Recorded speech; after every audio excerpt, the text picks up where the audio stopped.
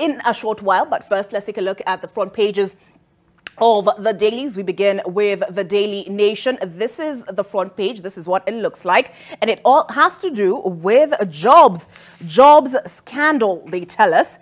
And two tribes, we're told, got nearly 60% of KRA slots. The public wage bill crossed the 1 trillion shilling mark last June, eating into nearly half of the national revenue, and the crisis will worsen due to bad hiring habits and open theft. And we're told at the very top here, global lenders have pushed for layoffs. This is some more detail. 1, audit reports reveal how state agencies routinely violate the law by employing more staff than required, adding to the wage bill burden. 2, looting of public funds through salaries for ghost workers is reaching crisis levels, as a latest Anti-Corruption Commission report shows. 3, members of parliament are furious that the Kenya Revenue Authority hired 788 out of 1,406 revenue service assistants from only 2 communities. 4, counties without set staff ceilings are on a hiring spree, which has seen devolved units spending up to 50% of their revenue on salaries. So big story here on the front page, captured on the front page of the Daily Nation. Also on the front page, state explores fuel subsidy to check rising pump prices. Government is exploring a cheaper fuel consignment to reduce the runaway retail prices, but has to compensate oil dealers still selling the expensive stocks. And an image here of motorists queuing for fuel at a petrol station in Sotik, Bomet County, and this is back in April, on April the 2nd of 2022. So there we have it. State explores fuel subsidy to check rising pump prices. At the very top, Mashogu, 26,000 teachers awaiting transfers to their home counties. That is on the back page. MPs to pass motion on Ruto-Raila crisis talks. Technical teams to frame agenda as dialogue set to resume on Monday. We're also on what would be the equivalent of the ticker, but this time on the front page of the Daily Nation. Ndarugo Quarry Cons prey on investors, I beg your pardon, and crime heroes abroad abused at home. An NTV investigation exposes the abuse of budding female athletes by rogue trainers. That special report was by Lois Wangui. You can get more detail on pages 2 and 3 of the Daily Nation this morning. Remember, all you have to do is pull up the e-paper on your phone or whatever device you're using. It is epaper.nation.africa. You may have to re-register your email address, but I promise it will be worth it. And that special report by Lois Wangui can be found on the ntvkenya.co.ke website. All right, that is what the Daily Nation looks like. Let's take a look now at the Business Daily, and this is it. New taxes push cars beyond the reach of more Kenyans. Let's take a closer look at the details contained therein. This particular report is by Constant Munda, and he tells us actual car taxes jump 14.69% on average. Taxes outpace the 10% import duty, and some more details contained there. Also on the front page this time, a report by Dominic Omondi. Safaricom triples daily M-Pesa limits to 500,000 shillings. Let's take a look at what else is sharing the front page here. And if we look at the ticker, we have UK firm eyes sale of Kenyan tea estate in sexual abuse scandal.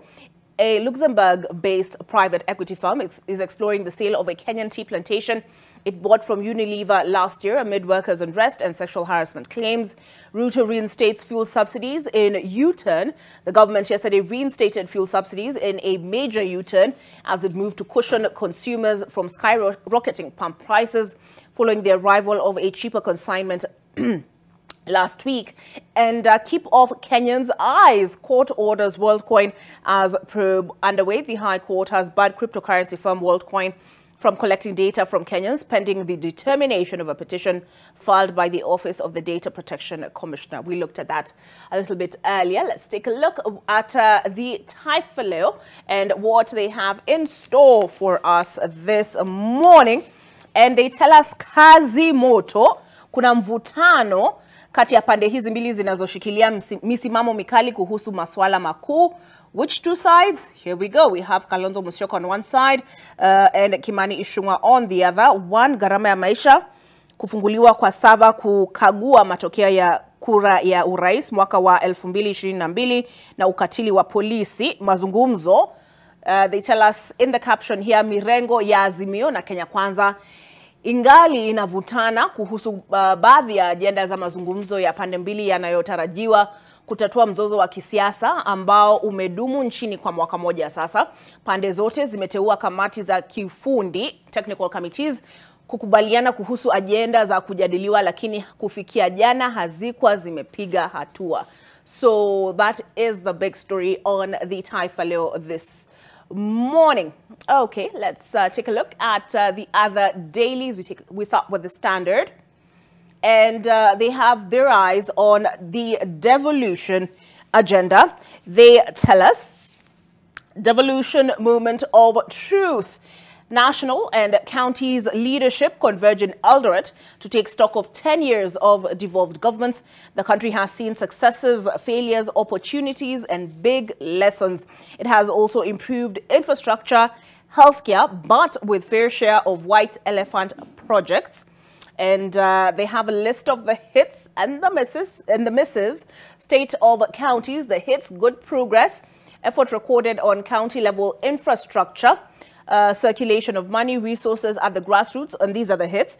Participation of people in governance and development, well, I guess that one is debatable. Considerable progress in managing devolved health function. Again, health workers could argue that is debatable. Misses, low revenue collection, missed targets and stalled projects. I believe that was one of the stories they had on their front page yesterday. Poor disbursement of funds from national government, widespread corruption and mismanagement of funds, disproportionate share of functions against devolved resources. So there we go. That is the headline story on the front page of the Standard. Also on the front page at the very top here, Boma's team agrees to anchor talks in law, and M-Pesa takes on banks in cash battle, and Stars Eye World titles, and that is our athletes. WorldCoin may have collected data for a year, court told. More details on page 6, and an image there of the Data Protection Commissioner Immaculate Kasait, who moved to court seeking to bar WorldCoin from either transferring or processing data collected from Kenyans. And will new funding model save varsities is the question. New plan means for the first time universities will get funding for the full amount they charge for a program, unlike before when government failed to remit money. So that is what the front page of the Standard looks like this morning. Let's take a look now at the Star. And here we go. Exposed fake papers rampant in civil service. In 2021, Qualification Agency announced that 250,000 public servants had forged academic certificates. More on page 4 and 5 of the Star. I also saw it on their website. What else is on the front page of the Star? Well, an image here of the talks team, and the Star tells us talks team failed to agree on agenda yet again. We have Kalonzo Musyoka here, Kimani Ichung'wah, Cecily Mbarire, and this was at the Bomas of Kenya yesterday. Also on the front page here, they've highlighted a couple of other stories. Bumper harvest, record harvest expected following fertilizer subsidy. An image of President William Ruto inspecting maize at his farm in, where is this? Kwelel, Uasin Gishu County yesterday. Also on the front page of the Star, why Azimio leaders may remain without security. Azimio chiefs and lawmakers could stay longer without the security detail after Interior CS Kithure Kindiki remained non-committal on when the bodyguards would be reinstated. The Senate had sought answers on the motive of the withdrawal and when the bodyguards would resume. However, Kindiki has not indicated when the officers would resume duty. Shakahola suspects can't account for wives' children.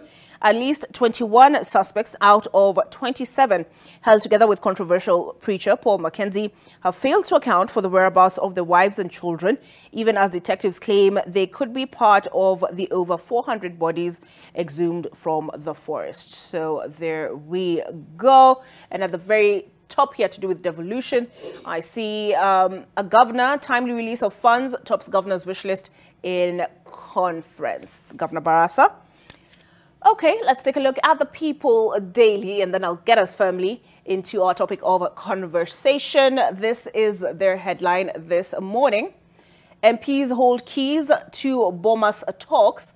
Parliament asked to pass law that will entrench Obasanjo team and shield it from court action. And also on the front page, but at the very top here, men eating tenders meant for women. And this is CS Kipchumba Murkomen being quoted. CS Kipchumba Murkomen addresses guests when he inaugurated the Women in Construction Forum 2023 in Nairobi yesterday. He accused men of using dormant women proxies to regularly bid for contracts meant for women in business. And also on the front page, but further down here, we have Raila in talks with Azimio governors ahead of key conference. Azimio won Kenya leader Raila Odinga when he held a consultative meeting with members of the Council of Governors from the coalition at the Jaramogi Oginga Odinga Foundation offices in Nairobi yesterday. The meeting came a day to the devolution conference, which kicks off in Eldoret today. Okay, there we have it. We've pretty much covered all the dailies. And at the very top here, Kipchoge wins first round in 360 million shilling land tussle. Mau Mau rode a risk to wildlife. Okay, so here is what we're discussing this morning, and this is what I'd like us to get into at this point.